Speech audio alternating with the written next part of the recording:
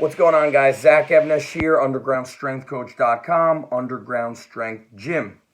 I want to talk to you about the difference between training boys versus girls, male, female athletes. Now, this is going to be a little bit different than the way other coaches have approached it. I'm going to approach it through my experiences training boys and girls. For those of you that don't know me, I'm a full-time high school strength coach. And so I'm seeing around 150 athletes a day. I'd say around a third of those athletes are girls.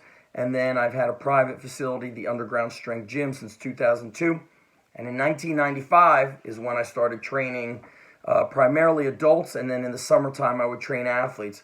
So I've been around a lot of different people, a lot of different personalities. And that's what I want to focus on, the personality traits.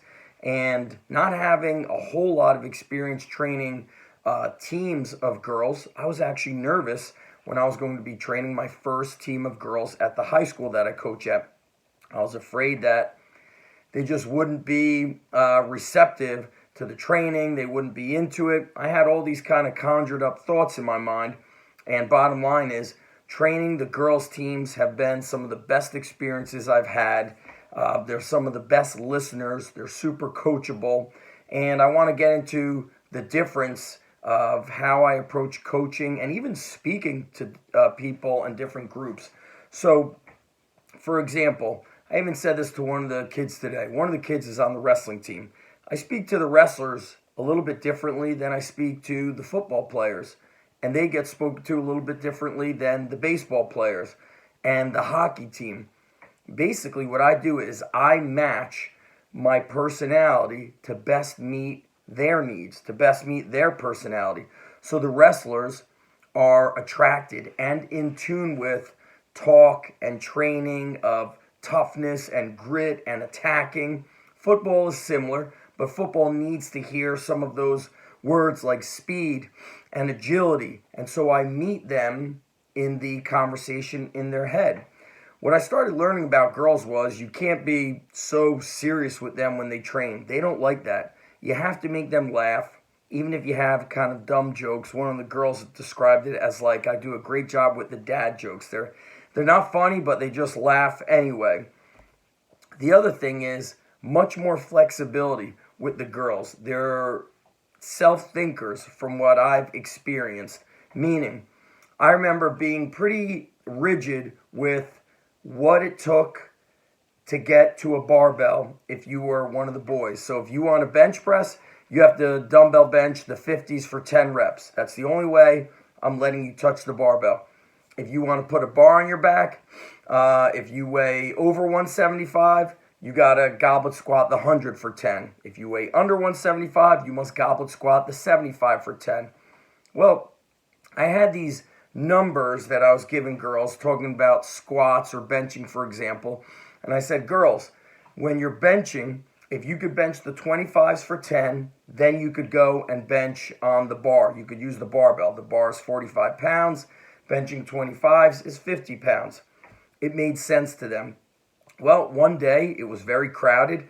It's very rare for me to have one team in the weight room. So, for example, today I had half the baseball team. I had half the wrestling team, half the baseball team, a portion of football who was off season, and about a dozen girls soccer players.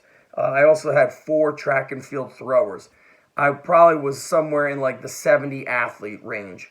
And that was today. But when this first started happening, the girls took it upon themselves that rather than waiting to dumbbell bench, I noticed that a few girls simply walked over and started benching with the bar without my quote-unquote permission. And the same thing happened with squats on another day. I'm telling them I'll teach you how to back squat when you could squat 45 pounds for 10 reps because we will use a 45-pound bar. Well, it was busy, and so they wanted to touch that barbell. They wanted the barbell so bad. And what I started learning with the girls is they thrived on these kind of options, this not holding them back because they're a girl and girls can't squat or touch a barbell.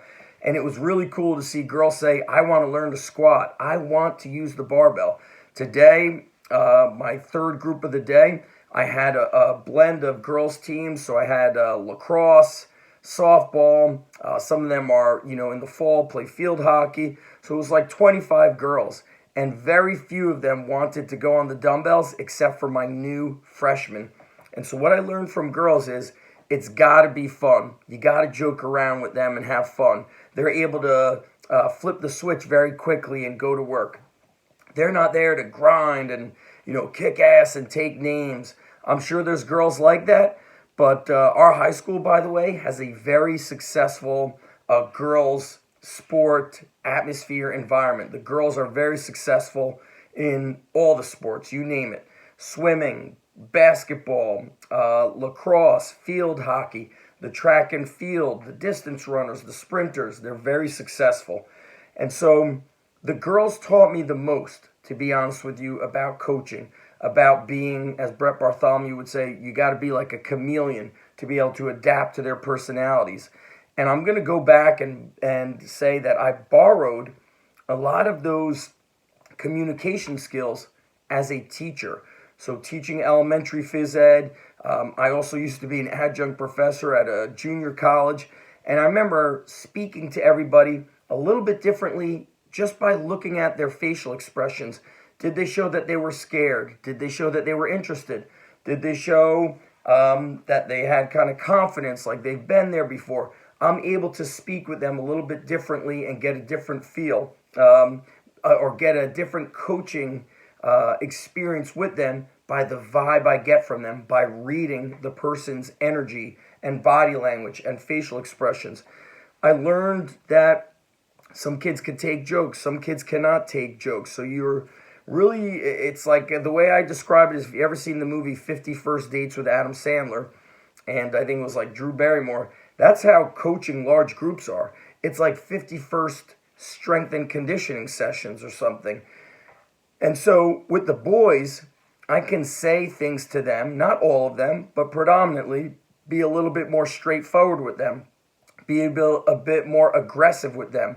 With girls, let's say I wasn't happy with their effort, I wouldn't, with boys, I might say something like, today you had an opportunity and you blew it, you half-assed it, and the competition gets ahead of you when you do that. And so you guys had an opportunity, but you don't want it. So I'm a little more aggressive with them. If it was the girls, what I would say is, girls, I got to say most of the time, you're crushing it in here. Today, we were a little bit off. And you know what? Sometimes that happens. It's called being human. And so what I want you to do is think about it and come back next time with a little more thunder, a little more fire, a little more pop, because every training session does count. And if maybe one of you are a little bit down in energy, then I need somebody else to pick you up. I need somebody else to come with the energy and lift you up. Now, that doesn't mean I'm never this kind of, I don't know if the word is nice to the boys. I certainly am, and I oftentimes tell them, I'm tough on you because I love you. And whatever I tell you is everything I would tell my own kids. I don't suddenly treat you differently. But what I've learned in a nutshell is girls don't want to be around somebody who's just sets and reps and robot and no personality.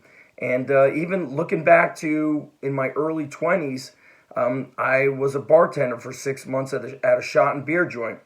And I remember when I was in my early weeks there, I would work with a girl for a few hours on a Saturday. And I remember a group of girls came in and she said, all right, I want you to go serve those girls, flirt with them, make them laugh. And that's what she told me to do. And it taught me that you need kind of different personalities according to the people. Am I serving an adult? Am I serving young girls? And I'm a young guy. There's all these different personalities that you must match. But with girls, I found that they got to have fun. They got to laugh. You can't take it too seriously. They have a unique way about training. And I'm giving you my experience through the high school. And we do train not a ton of high school girls at the Underground Strength Gym, but we train a good amount. And same thing with them. They tend to pick up on things faster. They're a little bit more quick to be coachable. But I would say that your personality is crucial. I know my buddy Jay Ferrugia, when he moved to California, he took up, of course, I'm like drawing a blank, what's like the Adlib acting that people do. I believe Seinfeld, and of course, Ferrugia is a big Seinfeld fan, but it's like where everything is not fully scripted and you have to go with the flow. In the comments, you people can do it. I got like a little brain fart going on here. But I thought it was interesting that he went that route, because what you do is you learn to be a connector. You learn to be a people person. If people like to be around you and they get a vibe of great energy from you, guess what? People are going to show up. And if you're a strength coach and you're a dud and you have shitty energy, who's going to show up around you? Nobody. People want energy. And that's why I even tell my coaches, yes, we're coaching the technique. There's the, tactical aspect of strength and conditioning. And we're not going to be crazy cheerleaders like what I see a lot in the Division I football area. You can only give so many motivational speeches, and then it's like, am I always going to have to give you a motivational speech? But you got to bring the energy. Think about it. When you go to a restaurant, do you want to go to a place that has a shitty environment, shitty atmosphere, waiters and waitresses and a host or hostess with shitty attitude? No, you want to go to a place where people are smiling, laughing, good music, photos all around. The environment and the aura, it we feed off of and feed into one another. So keep that in mind when you're training the girls. Give flexibility for girls. Don't think like they can't squat, they can't do this. The girls at my high school have surprised me and impressed me time and again. They learn how to do cleans quickly, squatting, front squatting. It's like you teach them it the first time, and after like 2 or 3 sets, it's a beautiful technique. And so don't hold back, girls. Make sure they're having fun, laughing. Be flexible with them.